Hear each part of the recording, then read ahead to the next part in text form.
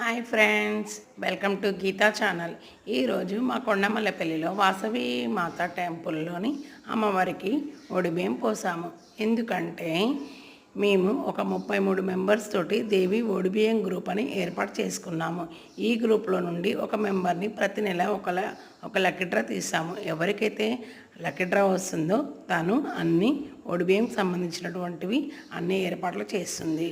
అలా మేమందరం కలిసి టెంపుల్కి వెళ్తాము. అలా టెంపుల్కి వెళ్ళి అందరం కలిసి అమ్మవారికి బియ్యం అన్నీ కలిపి పసుపు కుంకుమలతోటి గాజులు, పండ్లు, పూలు అన్నీ కలిపి అమ్మవారికి బియ్యం పోస్తాము ఒక్కొక్కరిగా.